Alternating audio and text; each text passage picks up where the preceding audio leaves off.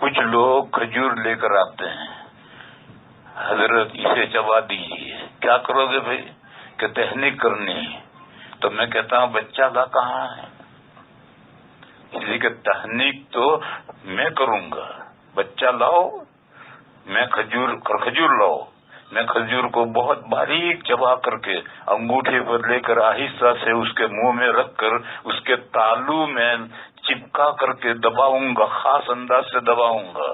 اس سے بچہ گلے کی بیماریوں سے محفوظ رہتا ہے اور جہوری صوت ہوتا ہے، آواز بلند ہوتی ہے. نبی پاک صلی اللہ علیہ وسلم کے زمانے میں جب بچہ کوئی پیدا ہوتا تھا تو وہ حضور کی خدمت میں لایا جاتا تھا اور کھجور بھی ساتھ میں لے کر آتا تھا، اور بالکل پیدا ہوتے ہی فوراً ابھی کوئی چیز اس نے کھانا پینا شروع کیا اس سے پہلے لاتے تھے اور حضور تہنیک کرتے تھے. تو میں کہتا ہوں کہ بھئی بچہ کہاں ہے؟ کہنے لگے وہ بچہ تو ابھی نہیں ہوا، شادی نہیں ہوئی، ابھی تو شادی بھی نہیں ہوئی اور تہنیک کرانے کے لیے کھجور لے کر کے آ رہا ہے. یہ جو لوگوں میں جو چلا ہوا ہے، یہ کھجور چبا کر کے شادی سے بھی پہلے کھجور چبا کر فریج میں رکھ لیتے ہیں کہ بچہ پیدا ہوگا تو تھوڑا تھوڑا اس کو کھلائیں گے. یہ تہنیک نہیں ہے، یہ تہنیک کے نام سے دھوکہ چل ہو رہا ہے.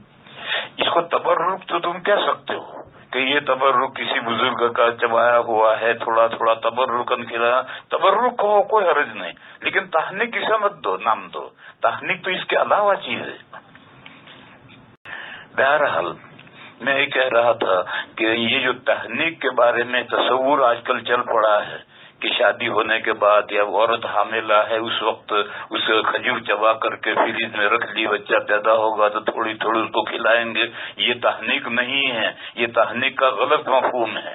تہنیک تو یہ ہے کہ بچہ پیدا ہوتے ہی کسی نیک بندے کے پاس جو تہنیک کرنا جانتا ہو، ہر ایک تہنیک نہیں کر سکتا، جو تہنیک کرنا جانتا ہے اس کے پاس لے جاؤ، وہ کھجور چبا کر کے انگوٹھے پر لے گئے، اور انگوٹھے کا ناخن نہیں ہونا چاہیے، ناخن کٹا ہوا ہونا چاہیے.